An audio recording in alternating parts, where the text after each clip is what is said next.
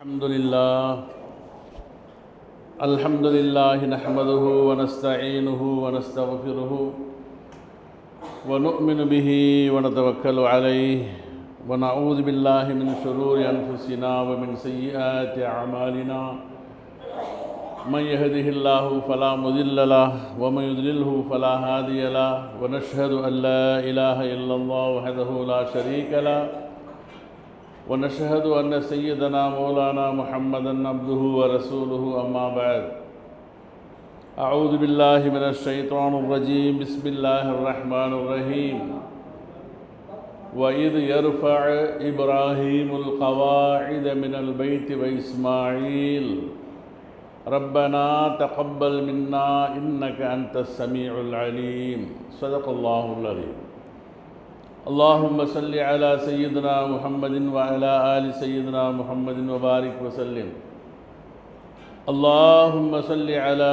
سيدنا محمد وعلى آل سيدنا محمد وبارك وسلم اللهم صل على سيدنا محمد وعلى آل سيدنا محمد وبارك وسلم السلام عليكم ورحمة الله وبركاته.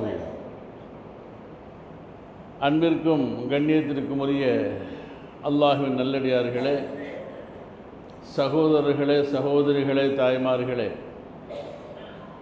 அல்லாஹ் ஜல்ல ஷானுஹு வ தஆலா தன்னுடைய படைப்புகளிலேயே மிக உயர்ந்த உன்னதமான படைப்பாக அல்லாஹ் தஆலா மனிதர்களை படைத்ததோடு மட்டுமல்லாமல் இந்த மனிதர்களுக்கு மத்தியிலே அல்லாஹ் அவர்களுக்கென்று சில தனித்துவங்களையும் திறமைகளையும் வல்லமைகளையும் ஆளுமைகளையும் அல்லாஹு தஆலா அவரவர்களுக்கென்று வழங்கி இருக்குகின்றார். அல்லாஹு தஆலாவுடைய புறத்திலே இருந்து வழங்கப்பட்டுள்ள இந்த திறமைகள், ஆளுமைகள், தனித்துவங்கள் இவைகளை பயன்படுத்தி மக்களிலே ஒரு சாரார் உயர் கல்விகளை பயில்வது, உயர்ந்த பதவிகளை அலங்கரிப்பது, இது போன்ற காரியங்களிலே ஈடுபட்டு சமுதாயத்திலே அவர்கள் தங்களை உயர்த்தி கொள்ளுகின்றார்கள். இன்னொரு சாரார் அல்லாஹ் அளித்த இந்த திறமைகளை, வல்லமைகளை பயன்படுத்தி வாணிபத்திலே, வியாபாரத்திலே, தொழில் துறையிலே தங்களை முழுமையாக ஈடுபடுத்தி தன் திறமையினால் தன்னுடைய அந்த ஆற்றலின் காரணமாக பெரும் தொழில் அதிபர்களாக மாறுவதோடு பெரும் சொத்துகளுக்கு, கோடிகளுக்கு அதிபதியாக ஆகிவிடுகின்றார்கள்.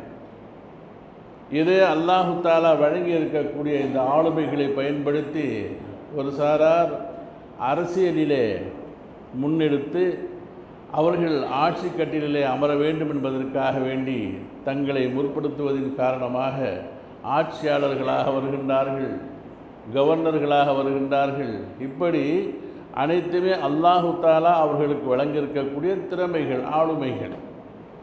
அதில் இப்படியும் சில ஆளுமைகள் அல்லாஹு தஆலா வழங்கியிருக்கக்கூடிய இந்த திறமைகளை இறை வழிபாட்டிலே அல்லாஹ்வுடைய திருப்தியை அடைந்து கொள்வதற்காக, இம்மை மறுமையினுடைய அனைத்து சிறப்புகளையும் பெற வேண்டும் என்பதற்காக வேண்டி என்று இபாதத்திலே அவர்கள் தங்களை ஆளாக்கி அல்லாஹ்வுடைய நெருக்கத்தை பெறுவதற்காக வேண்டி அந்த திறமைகளை பயன்படுத்தி கொள்கின்றார்கள்.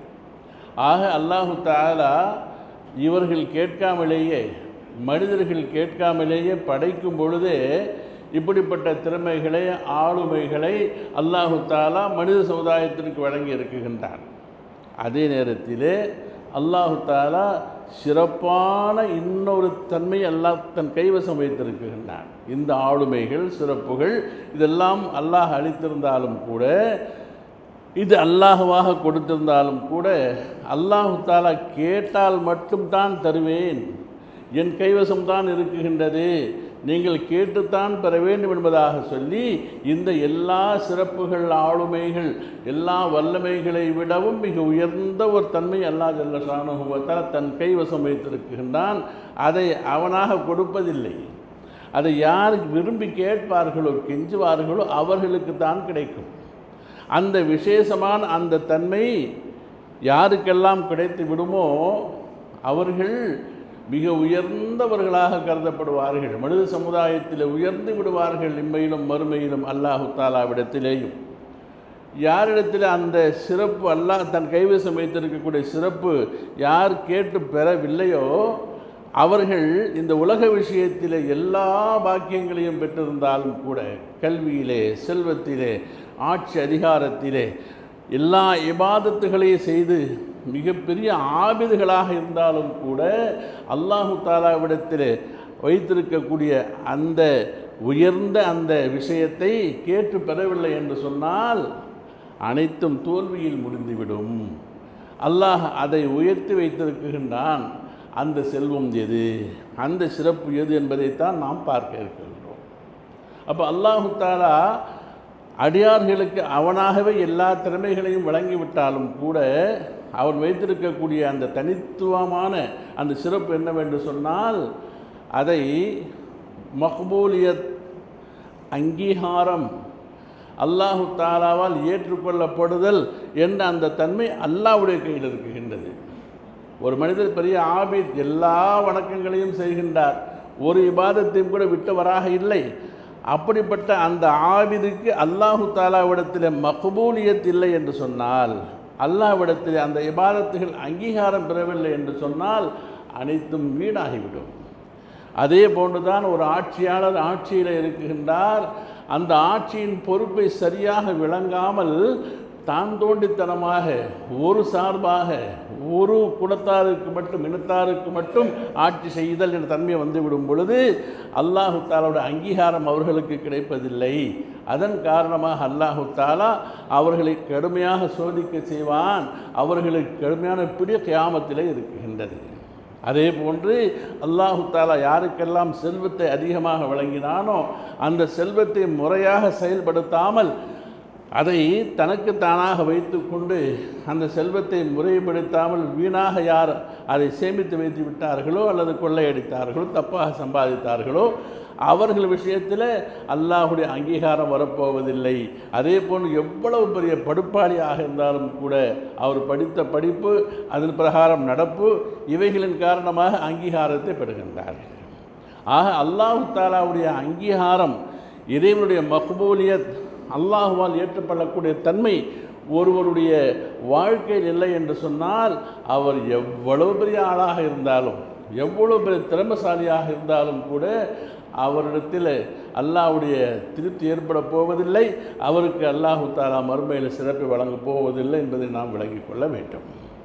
எனவே தான் நபீனா இப்ராஹிம் அலைஹிஸ்ஸலாத்து வஸ்ஸலாம் அவர்களை அல்லாஹு தாலா ஒரு புனிதமான சிறந்த அமலுக்கு அவர்களை ஹலீலை தேர்ந்தெடுக்கின்றான். அதாவது தனக்கென ஒரு ஆலயத்தை முதலாக இந்த உலகத்தில் எழுப்ப வேண்டும் என்பதற்காக நபீனா இப்ராஹிம் அலைஹிஸ்ஸலாத்து வஸ்ஸலாம் அவர்களையும் அவருடைய மகனார் இஸ்மாயில் அலைஹிஸ்ஸலாத்து வஸ்ஸலாம் அவர்களையும் அல்லாஹு தஆலா தேர்வு செய்து காபத்துல்லாவை கட்ட வைக்கின்றான்.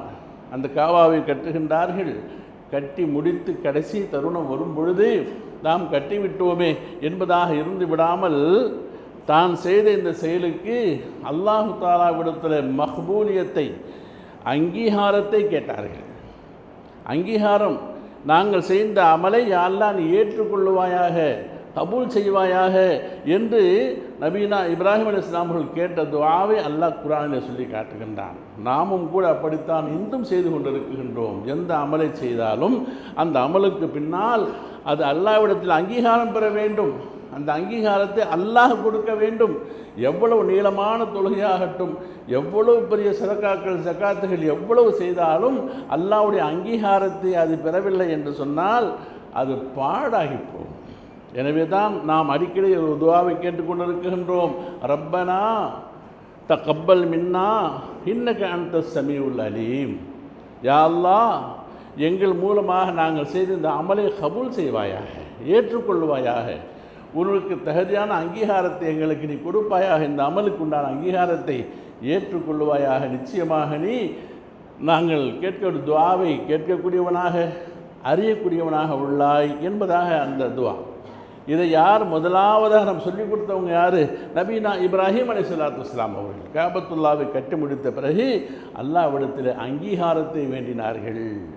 அப்போ அல்லாஹு தாலாவுடைய அங்கீகாரம் இல்லாமல் உலகத்தில் எவ்வளவு பெரிய சாதனை படைத்த மனிதர்களாக இருந்தாலும் கூட அது அல்லாஹுவால் ஏற்றுக்கொள்ளப்பட மாட்டாது. உதாரணத்திற்கு, ஒரு மாணவன் பரீட்சை எழுத போகிறார். போகும் பொழுது அது முக்கியமான தேர்வு. அந்த தேர்விலே அவர் தேர்வானால்தான் அவருடைய வாழ்க்கையினுடைய அடுத்த கட்டம் சிறப்பாக அமைய முடியும் என்ற அந்த தேர்வுக்கு செல்லக்கூடிய அவர் நிறைய பேப்பரை வாங்கிட்டு எழுதிக்கிட்டே இருக்கிறார். மற்ற மாணவர்களை விட பக்கமாக எழுதி கொண்டே இருக்குகின்றார். அந்த பக்கம் நிறையா இருக்குதுங்கிறதுக்காக வேண்டி அந்த தேர்வாளர் அவருக்கு மதிப்பெண்களை போட மாட்டார். எந்த கேள்விகள் மதிப்பெண்கள் பெற தகுதியோ அதை எழுந்தால் தான் அவருக்கு பதில் கிடைக்குமே தவிர, மார்க்குகள் கிடைக்குமே தவிர, மதிப்பெண்கள் கிடைக்குமே தவிர, இவர் நிறைய பக்கம் எழுதி வச்சிருக்கிறார் என்பதற்காக வேண்டி யாரும் மார்க்குகள் போட மாட்டார்கள். ஏனால் அங்கீகாரம் இல்லை. அதுபோன்று அல்லாஹ் ஜல்ல ஷானுஹு வ தஆலா அவனிடத்தில் அங்கீகாரம் பெற வேண்டும் என்று சொன்னால் அதை நாம் தான் கேட்டு பெற வேண்டும். அல்லாஹு தஆலா அதை தானாக கொடுப்பதில்லை. அப்போ ஒவ்வொரு அமலுக்கு பிறகும் அல்லாஹ்விடத்தில் கையேந்தி கேட்க வேண்டும். ரப்பனா தகப்பல் மின்னா இன்னக அன்த ஸமீஉல் அலீம் என்ற துஆவை நமக்கு நபீனா இப்ராஹிம் அலைஹிஸ்ஸலாத்து வஸ்ஸலாமுடைய வாழ்க்கையின் வழியாக அல்லாஹ் நமக்கு சொல்லி காட்டுகின்றான். உலகத்திலே மிகப்பெரிய திறமசாலிகள் எல்லாம் இருந்தார்கள், மிகப்பெரிய ஆளுமைகள் இருந்தார்கள். அவர்களுடைய அந்த செயல்பாட்டுக்கு அல்லாஹு தாலாவிடத்தில் அங்கீகாரம் இல்லாத பொழுது அவர்களுடைய எந்த செயல்களும் ஏற்றுக்கொள்ளப்படவில்லை. அல்லாஹ் அவர்களை அசிங்கப்படுத்தினான், அவமானப்படுத்தினான். நிறைய வரலாறுகள் இஸ்லாத்தில் மண்டி கிடக்குகின்றன. என்றாலும் ஒவ்வொரு உதாரணமாக நாம் எடுத்து பார்க்கலாம். யார்? அபூ ஜஹில். அரபுலகத்திலே அன்றைய மக்காவிலே மிகப்பெரிய ஆளுமை. அபூ ஜஹில்னு சொன்னால் அவ்வளோ பெரிய ஆளுமை உள்ளவன். அந்த அபூ ஜஹிலுடைய பெயர் அபூ ஜஹில் அல்ல, அவங்க தாய் தந்தை வச்ச பேர் வேறு. அவருடைய தகப்பனார் பேர் ஹிஷாம், அவருடைய அசல் பெயர் உமர். அபூஜலுடைய அசல் பேர் என்னங்க? உமர். உமர் இப்னு ஹிஷாம்னு பேர். அவர் சிறந்த ஆளுமையாக இருந்தார். அரபுலகத்துக்கு அவர் சொல்லக்கூடியதுதான் சட்டம். அவர் சொன்னால் சரியாக இருக்கும், அவருடைய அந்த தீர்ப்பு சரியாக இருக்கும் என்பதாக சொல்லி மக்கள் மிகப்பெரிய மரியாதை வச்சுருந்தாங்க. ஒரு கட்டத்தில் அவருடைய அந்த அறிவு, அவருடைய திறமையை பார்த்து மக்களெல்லாம் சேர்ந்து அவருக்கு ஒரு பட்டம் கொடுத்துட்டாங்க. அபுல் ஹிகம், அறிவாளிகளுக்கெல்லாம் தந்தை, பெரிய அறிஞன், மகாபுருஷன். அப்போ அறிவாளிகளுக்கெல்லாம் தந்தைன்னு அர்த்தம். அப்போ ஹிக்மத் ஞானவான்களுக்கெல்லாம் தந்தை அபூ ஜஹில். அதாவது அபுல் லஹப்னு அபுல் ஹிக்கம்னு பேர் வச்சாங்க. அப்போ அபுல் ஹிக்கம் என்பதாக அழைக்கப்பட்டது. எப்பொழுது நாயகம் பெருமானார் ஸல்லல்லாஹு அலைஹி வஸல்லம் அவர்களுக்கு 40வது வயதிலே வஹி வந்ததோ அதை மக்காவிலே அவர்கள் சொல்ல வருகின்றார்கள். மக்களுக்கு மத்தியிலே தௌஹீதை சொல்ல வரும் பொழுது எந்த மக்கள் தங்களை சிறப்பாக இவ்வளவு காலங்கள் மதித்து வந்தார்களோ எல்லாம் எதிரியாகிடுறாங்க.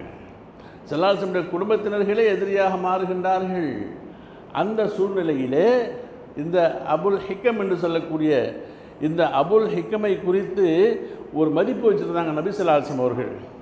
நபி அவர்கள் என்ன நினச்சிருந்தாங்க? ஒரு பெரிய அறிஞன், அறிவாளி என்பதாக ஒரு நினப்பு இருந்துச்சு. என்ன துவா கேட்பான் அல்லாஹ்கிட்ட. ஹதீஸ் ஷரீஃப்களில் வருகின்றது, அல்லாஹும்ம அஇஸ்ஸல் இஸ்லாம பி அஹப்பில் உமரைன். 2 உமர் இருக்கிறாங்க இஸ்லாத்தில். ஒன்று உமர் இப்னு கத்தாப் ரலியல்லாஹு அன்ஹு, இன்னொரு உமர் யாருங்க? Umar ibn Hisham. யா அல்லாஹ், இந்த இஸ்லாம் இங்கே நம்ம பேச முடியல, இஸ்லாத்தை சொல்ல முடியல, எதுக்குறாங்க இந்த இஸ்லாத்தை? யா அல்லாஹ், இந்த 2 உமர்களில் உனக்கு விருப்பமான ஒரு உமரை கொண்டு இஸ்லாத்திற்கு கண்ணியம் அளிப்பாயாகன்னு துவா கேட்டாங்க. யாரை குறித்து? இந்த அபுல் ஹிக்கம் இருந்தார் இல்லையா, அவ்வளோ பெரிய ஆளுமை அவர். அப்போ 2 உமர்களிலே உனக்கு விருப்பமான உமரை கொண்டு இஸ்லாத்திற்கு கண்ணியத்தை தருவாயாக என்று அல்லாஹு தாலாவிடத்தில் நபி அவர்கள் கேட்கக்கூடிய அளவிற்கு மிகப்பெரிய ஆளுமையாக இருந்தவர் தான் யாருங்க? அபூ ஜஹில். என்னாச்சு? மேலே மேலே வெறுப்பை தான் உண்டாக்குறாரு. ரொம்ப மோசமாக நடந்துக்கிறான், இப்போ இஸ்லாத்தை யாரெல்லாம் ஏற்றுக்கொள்வார்களோ ஏழைகள் அவர்களை அடிக்கிறது, துன்புறுத்துறது. அப்போ ஸல்லல்லாஹு விஷயத்தில் இல்லாத பொல்லாத விஷயங்களை எல்லாம் செய்து வரும் பொழுது நாயகம் பெருமானார்கள் தான் பேர் வச்சாங்க. இவன் அபுல் ஹிக்கம் கிடையாது, ஹிக்மத்துகளுக்கெல்லாம் தந்தை இல்லை, அபு ஜஹில், முட்டாள்களுக்கு அப்பன் என்பதாக சொல்லி அதான் பிரபலமாகிடுச்சு. இப்போது அப்பா அம்மா வச்ச பேர் வேறு, மக்கள் கொடுத்த பட்டம் வேறு, நபி பெருமானார்கள் கொடுத்தாங்க அபு ஜஹில் என்பதாக. என்ன காரணம்? அவனது திறமைகள்லாம் இருந்தன, ஆனால் அல்லாஹு தாலாவிடத்தில் அவைகள் மக்பூலாகவில்லை, ஏற்றுக்கொள்ளப்படவில்லை. அசிங்கப்பட்டான், அவமானப்பட்டான், பதிலை வைத்து அவன் கொல்லப்படுகின்றான். அதே மாதிரி பார்க்குறோம் ஷைத்தான் எப்படிப்பட்ட ஆளுங்க, பெரிய ஆளுமை, முஅல்லிமுல் மலாயிகா, மலக்குகளுக்கெல்லாம் முஅல்லிம். அவன் சஜிதா செய்யாத இடம் வானுலகில் இல்லை. அவ்வளோ பெரிய ஆபித் என்னவாயிட்டான், அல்லாஹ்விடத்தில் அவனுடைய இபாதத்துகள் மக்பூலாக இல்லை, அங்கீகாரம் பெறவில்லை. என்னவானான்? மல்ஊன், லானத் செய்யப்பட்டவன் ஆயிட்டான். இப்போ என்ன விளங்குற, நம்ம அல்லாஹு தாலாவுடைய அங்கீகாரம் பெறப்படுமையானால், அல்லாஹு தாலா யாருடைய அமலை அல்லாஹ் அங்கீகரித்து கொள்ளுவானோ அவர்களுடைய அந்தஸ்தை அல்லாஹ் உயர்த்துகின்றான்.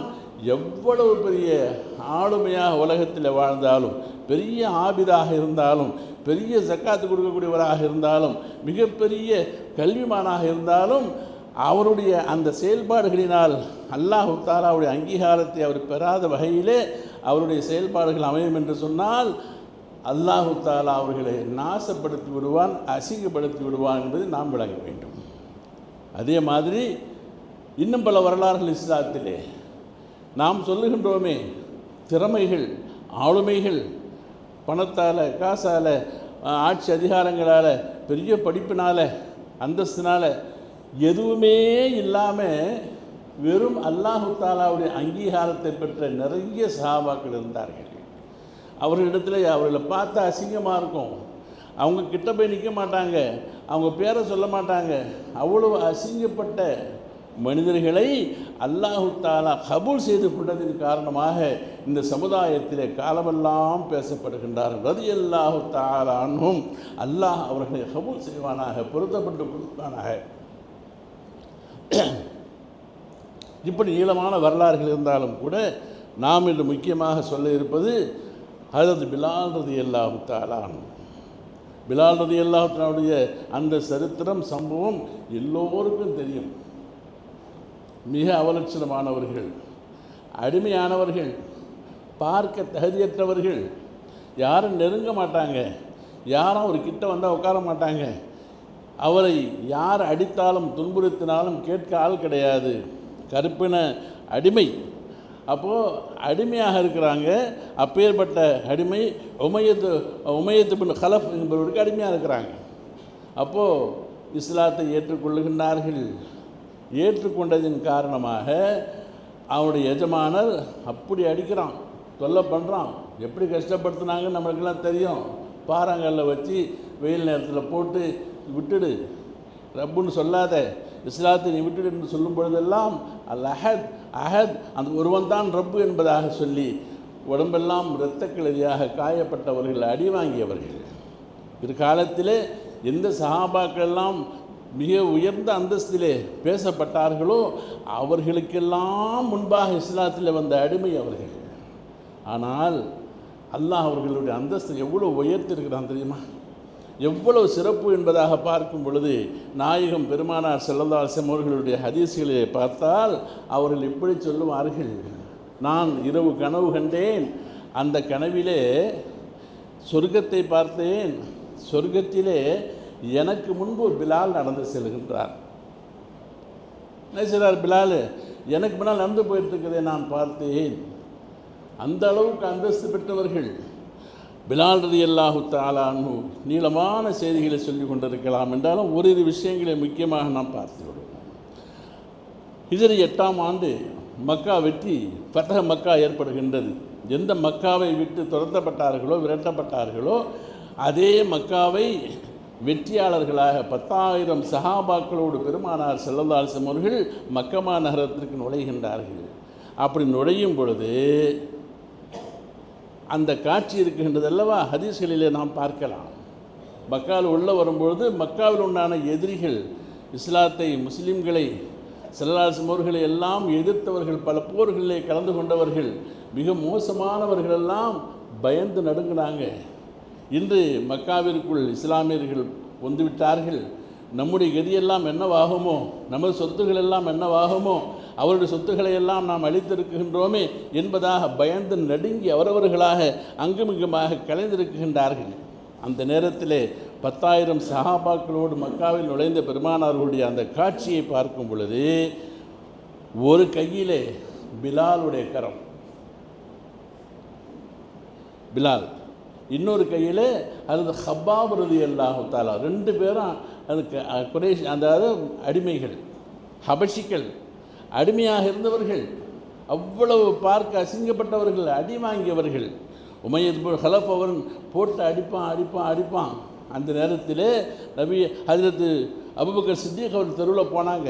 போகும்பொழுது சொன்னாங்க, ஏன்பா இந்த மாதிரி போட்டு அடிக்கிற, பாவமா இல்லையா என்று கேட்கும் பொழுது, அடிமை தானே, வேணுமா நீ 2 அடி அடிச்சுட்டு போ என்பதாக சொல்லி அவ்வளவு அசிங்கமாக பேசப்பட்ட நேரத்தில் இரக்கம் கொண்டவர்களாக அவரை என்ன செய்த, பாவம் இல்லைன்னு கேட்கும்போது, வேணா நீ விலைக்கு வாங்கிக்க அப்படின்னா.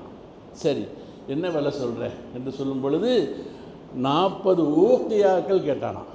எப்படிங்க 40 ஊக்கியான்னு, ஒரு ஊக்கியா என்பது ஒரு, அதை பவுன் வெள்ளி காசுக்கு திர்ஹம்னு சொல்லுவோம். ஊக்கியா என்பது பவுன் தங்க காசு மாதிரி, ஏறக்குறைய என்று ஒரு 4 கிராமுக்கு வருது. 4 கிராம் பவுன் அளவுக்கு உள்ளது ஒரு ஊக்கியா என்பது. அப்போது 40 ஊக்கியாக்களை கொடுத்து பிலால் அவர்களை விலைக்கு வாங்கி உரிமை விட்ட நபி ஹஜ்ரத் அபூபக்கர் சித்திக் ரலியல்லாஹு தஆலா அவ்வளோ அடி வாங்கினாங்க, அவ்வளோ கஷ்டப்பட்டாங்க. அது ஒரு பக்கம் இருக்கட்டும். இந்த காலத்தில் சொல்லுவாங்களாம், இந்த அடிமையாக இருந்த ஹஜ்ரத் பிலால் அவர்கள் ஸல்லல்லாஹு அலைஹி வஸல்லம் மதிக்கப்பட்டு அல்லாஹு தாலாவுடைய அருளால் அவருடைய அந்த கண்ணியத்தை உயர்ந்திருப்பதை பார்த்து சொல்லுவாங்களாம். அப்போ அரபியர்களுக்கு மத்தியிலே அபூபக்கருன் சையதுனா வ அஅதக சையதனா, எங்களது தலைவர் அபூபக்கர் அவர்கள் எங்களது தலைவரான பிலால் அவர்களை உரிமை விட்டார்கள். இவங்களும் தலைவர் தான், அவங்களும் எங்களை செய்யதுனான்னு கூப்பிட்டாங்க. யார்? பிலால் அவர்களை செய்யதுனா தலைவர் அவர்களேன்னு கூப்பிட்டாங்களாம். அந்த இருவருடைய கைகளை பிடித்து கொண்டு தான் நுழைகின்றார்கள். மக்காவாசிகளெல்லாம் அதிசயமாக பார்க்கின்றார்கள். அழகு மேனி பொருந்திய அரபியர்களெல்லாம் இருக்க அவர்களையெல்லாம் விடுத்து இந்த 2 கருப்பர்களை பிடித்து கொண்டு உள்ளே நுழைகின்றார் என்பதாக வந்தார்கள். மக்கா காபத்துல்லாவுக்கு இந்த 2 பேர் தான் அழைச்சிட்டு உள்ளே போகிறாங்க. அங்குண்ட சிலைகளை எல்லாம் அகற்றப்பட்டு அந்த காபாவின் மேலிருந்து பாங்கு சொல்லும்படியாக கூறுகின்றார்கள். அதை பார்த்து அந்த அரபியர்கள் எல்லாம் அசிங்கமாக நினைத்தார்கள். அப்பொழுது நடந்த ஒரு காட்சி, ஒரு ஹதீஸ், ஞாபகத்தில் நன்கு வைக்க வேண்டிய முக்கியமான ஒரு ஹதீஸ், சஹீஹ் முஸ்லிமில் வரக்கூடிய ஆதாரம் பொருந்திய 2504வது ஹதீஸ். எதுக்கு சொல்ல வரேன்னு கேட்டால், ஹஜ்ரத் பிலால் ரலியல்லாஹு தஆலா அவர்களுக்கு உலக சம்பந்தமான எந்த சிறப்பும் இல்லை. எப்படி? உலக சம்பந்தமான எந்த சிறப்பும் இல்லை. பார்க்குறதுக்கு ஒரு அழகு இல்லை, அந்தஸ்து இல்லை, அடிமை, எந்த சரியான ட்ரெஸ்ஸு கிடையாது, அவலட்சணமானவங்க. அவர்களுக்கு அல்லாஹ் எவ்வளோ பெரிய அந்தஸ்தை கொடுத்துருந்தான். அவர்கள் மக்பூல் ஆகிட்டாங்க அல்லாஹ்கிட்ட. அல்லாஹு தாலாவிடத்தில் அவர்களுடைய அமல்கள், அவர்களுடைய தியாகங்களை அல்லாஹ் கபூல் செய்ததின் காரணமாக அல்லாஹ் அவர்கள் எந்த அளவுக்கு உயர்த்திருக்கிறான் என்பதற்கு இந்த ஒரு ஹதீஸ் நமக்கு மனசில் ரொம்ப ஆதாரபூர்வமாக அமைய வேண்டிய ஒரு ஹதீஸ். என்ன செய்கிறாங்க? காபத்துல்லாவை சுற்றி சஹாபாக்கள் எல்லாம் கூடியிருக்கிறாங்க. கூடி இருக்கும் பொழுது தூரத்தில்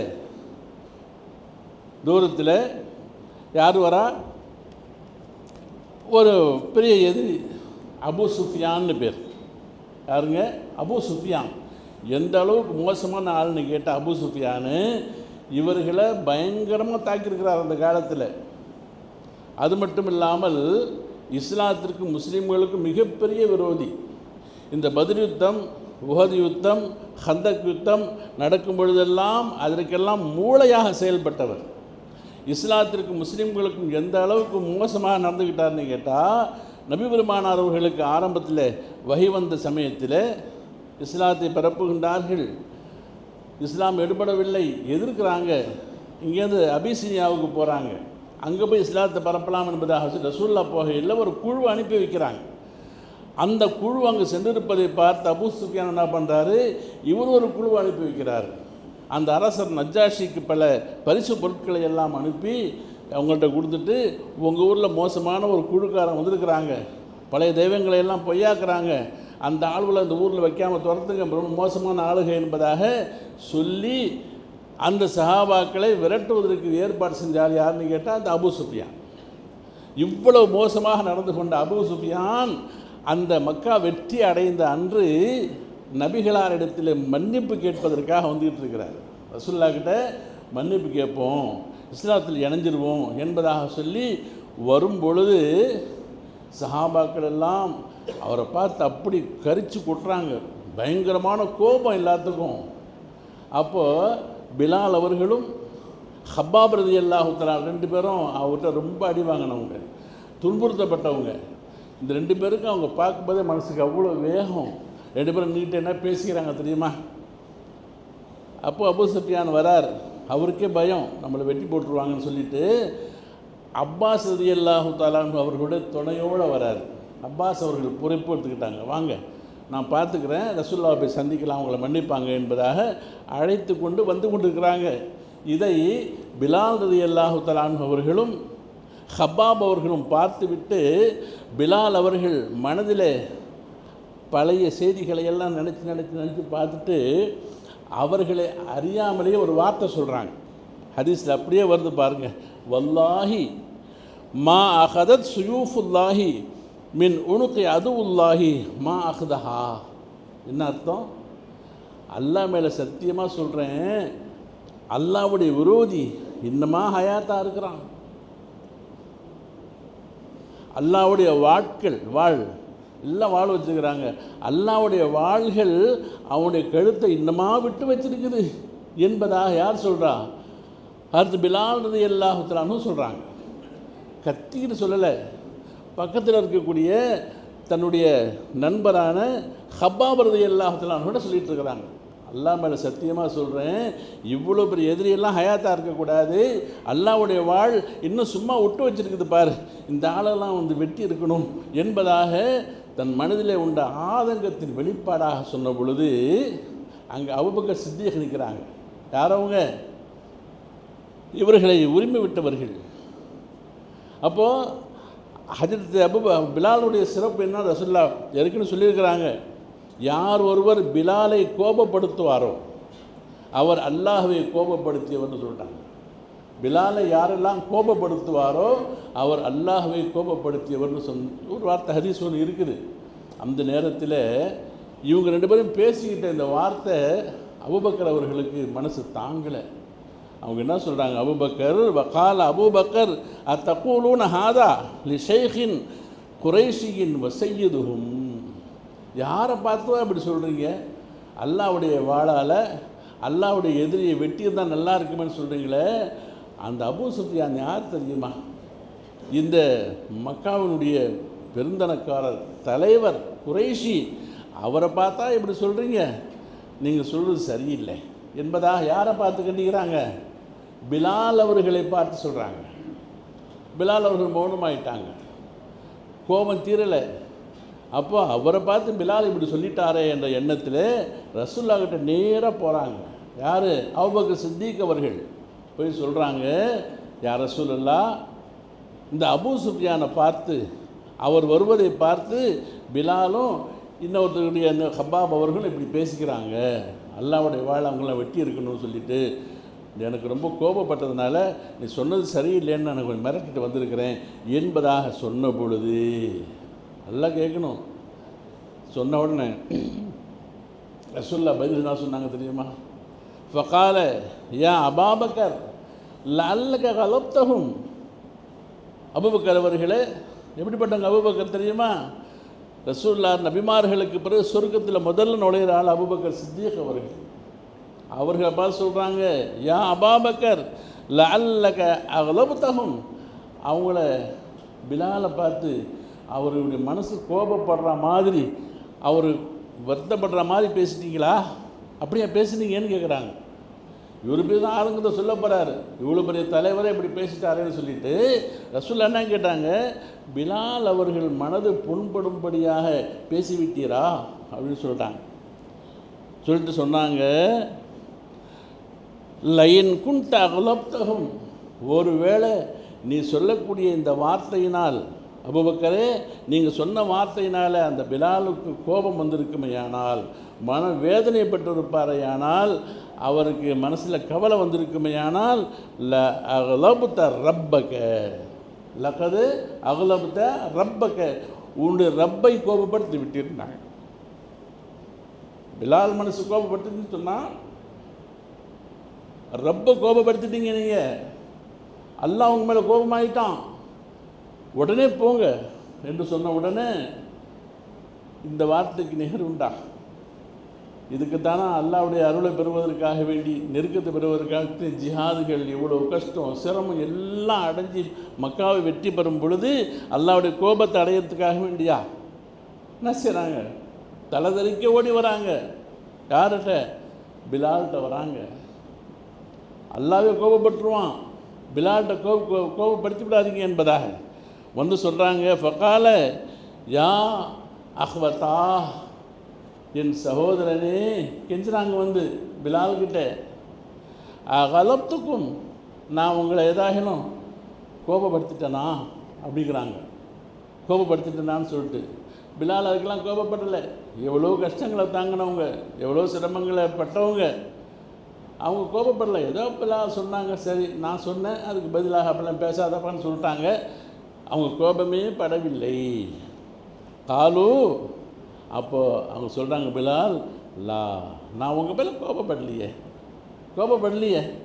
அப்போ திரும்பி கேட்குறாங்க, நான் உங்களை கோபப்படுத்தியிருந்தா என்னை மன்னிச்சிருங்க. யா சையீதி, என் தலைவரே என்னை மன்னிச்சிருங்கிறாங்க. எந்த அடிமையை காசு கொடுத்து 40 ஊக்கையாக்களை கொடுத்து விலைக்கு வாங்கி கொடுத்து விட்டார்களோ அந்த அடிமைகிட்ட கேட்குறாங்க, என்னை மன்னிச்சிருங்க, நீங்கள் மன்னிக்கலைன்னா என்னை அல்லாஹ் என் பேரில் கோபப்பட்டுருவான், நான் நரகவாதி ஆகிடுவேன், மன்னிச்சிருங்க என்பதாக கேட்ட பொழுது அப்போ சொன்னாங்களா, நான் கோபமே படலை சகோதரரே, யக்ஃபிருல்லாஹு லக யா அஹி, அல்லாஹ் உங்களை மன்னிச்சிருவான், கவலைப்படாதீங்கன்னு சொல்கிறாங்க. என்ன விளங்குகிறோம்? அபூபக்கர் சித்தீக் ரலியல்லாஹு தஆலா அவர்கள் அந்த ஹபஷியிடத்திலே சொல்லப்படக்கூடிய உலகத்துடைய எந்த சிறப்புகளும் இல்லாத அவர்களிடத்தில் போய் மன்னிப்பு கேட்கக்கூடிய அளவிற்கு அந்த அந்தஸ்து எல்லாம் உயர்த்தி வச்சுருந்தான். காரணம் என்ன? அவர்களுடைய தியாகங்களை அல்லாஹ் கபூல் செய்து கொண்டான், மக்பூலியத்தாக ஆகிவிட்டது. நாம் இங்கு விளங்க வேண்டிய செய்தி என்னவென்றால், அல்லாஹ் உலகத்திலே மனிதர்களுக்கு பல திறமைகள் எல்லாம் கொடுத்துருக்கிறான். அதை வச்சு அவர்கள் பல சிறப்புகளை அடைகிறாங்க. அந்த சிறப்புகள் நிரந்தரமாக நிலையாக உண்மையானதாக அவருக்கு சேர்ந்து இம்மையிலும் மறுமையில் இருக்க வேண்டும் என்று சொன்னால் அது எவ்வளவு பெரிய அமலாக, பெருசாக இருந்தாலும் சரி சின்னதாக இருந்தாலும் சரி, அல்லாஹு தாலாவிடத்திலே அது அங்கீகாரம் பெற்றிருக்க வேண்டும். அதே நேரத்தில் அல்லாஹு தாலா எந்த சிறப்பையும் தராத ஒரு மனிதர் அவருடைய வணக்க வழிபாடுகள் வழியாக பிலால் ரலியல்லாஹு தஆலா அவர்களை அல்லாஹ் சொர்க்கவாதியாக முன்கூட்டியே காட்டினான். அவர்களுடைய அந்தஸ்தை உயர்த்தினான். அவரை கோபப்படுத்திட்டா அல்லாஹ் கோபப்படுத்தினா மாதிரி என்பதாக பெருமாள் சொல்ல வச்சான் என்று சொன்னால், அப்போ எல்லா அமல்களுக்கும் அசலாக இருப்பது மக்பூலியத், அல்லாஹ்வுடைய அங்கீகாரம். இதைத்தான் நபீனா இப்ராஹிம் அலைஹிஸ்ஸலாத்து வஸ்ஸலாம் அவர்கள் கஅபத்துல்லாவை கட்டி முடித்த பிறகு, யா அல்லாஹ் எங்களுடைய இந்த அமலை ஏற்றுக்கொள்ளுவாயாக, ரப்பனா தகப்பல் மின்னா இன்னக அன்த ஸமீஉல் அலீம் என்று சொன்னார்கள். எனவே நாமும் எந்த அமல் செய்தாலும், சின்ன அமலோ பெரிய அமலோ எதுவாக இருந்தாலும் அதற்கு பிறகு அல்லாஹு தாலாவிடத்தில், யா அல்லாஹ் இந்த அமலை நீ கபூல் செய்வாயாக என்று அல்லாஹ்விடத்தில் அங்கீகாரத்தை நாம் கேட்டுக்கொள்ள வேண்டும். எல்லாம் அல்லாஹ் ஜல்ல ஷானஹு வ தஆலா நமக்கு அதற்கு அருள் புரிய வேண்டும் என்று சொல்லி நான் நிறைவு செய்கின்றேன். வாக்கு தாவானா அனில் ஹம்துலில்லாஹி ரப்பில் ஆலமீன்.